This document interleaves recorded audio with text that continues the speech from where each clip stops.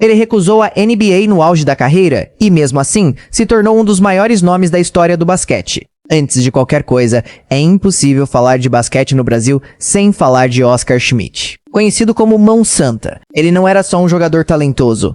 Ele era símbolo, era a identidade, era a personificação de uma geração que acreditava que o Brasil podia competir de igual para igual com qualquer potência do mundo.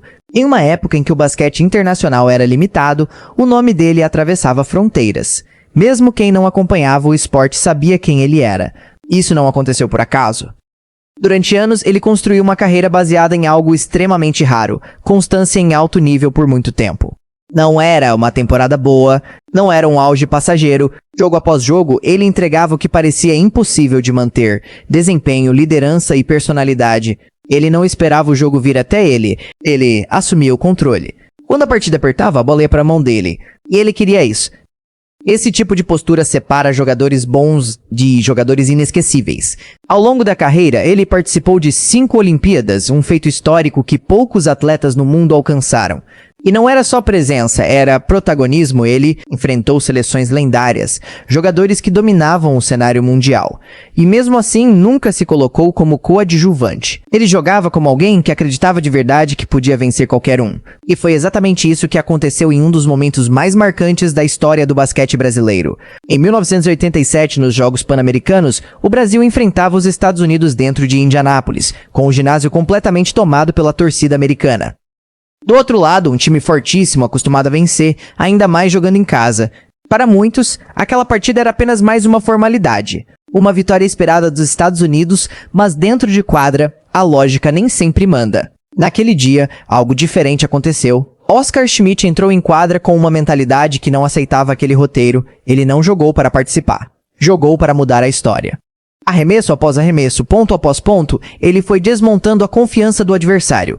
Mesmo marcado, mesmo pressionado, mesmo diante de um cenário completamente desfavorável, ele continuava sem hesitar, sem diminuir, sem aceitar o papel que esperavam dele. E no final daquele jogo, aconteceu o improvável. O Brasil venceu os Estados Unidos dentro da casa deles. Aquele resultado não foi só uma vitória esportiva. Foi um choque, um símbolo, um daqueles momentos que entram para a história e nunca mais saem.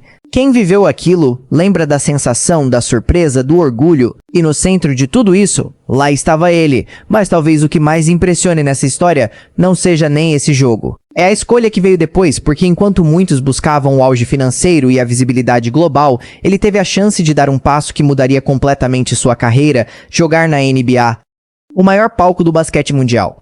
O sonho de qualquer atleta, mas ele recusou. E essa não foi uma decisão simples. Naquela época, jogar na NBA significava abrir portas, ganhar projeção internacional e garantir um reconhecimento ainda maior. Mas também significava abrir mão de algo que, para ele, era inegociável: a seleção brasileira. Ele escolheu ficar. Escolheu continuar representando o Brasil, escolheu o significado acima da oportunidade. E essa decisão moldou a forma como ele seria lembrado. Porque ali, ele deixou claro que não jogava só por carreira, jogava por propósito.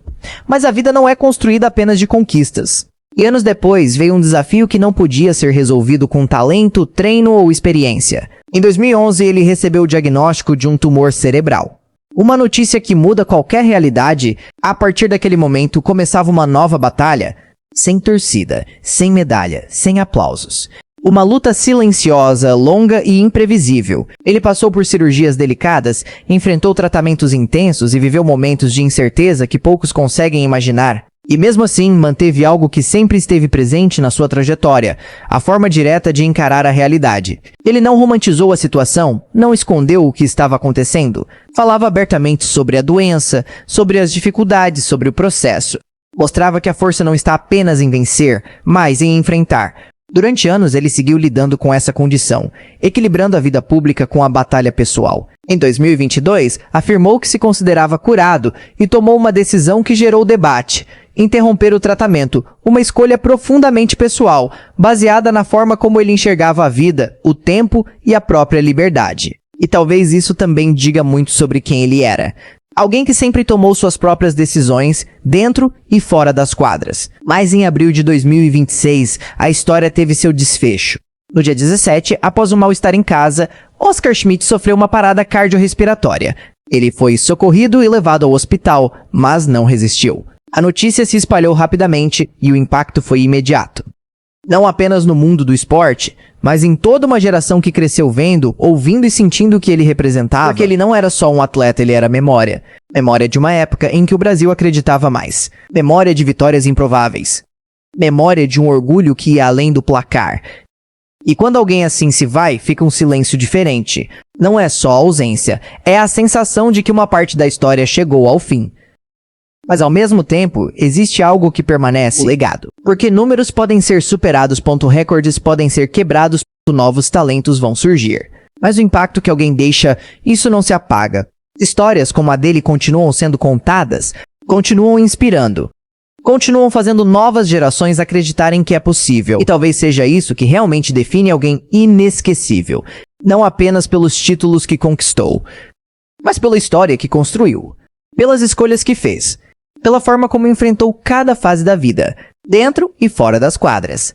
E agora eu quero saber a sua opinião. O que faz alguém ser lembrado de verdade? Os títulos que conquista? Ou as escolhas que faz ao longo da vida? Comenta aqui embaixo, porque eu quero muito ler o que você pensa sobre isso. Se você acredita que lendas nunca morrem, comenta eterno aqui embaixo.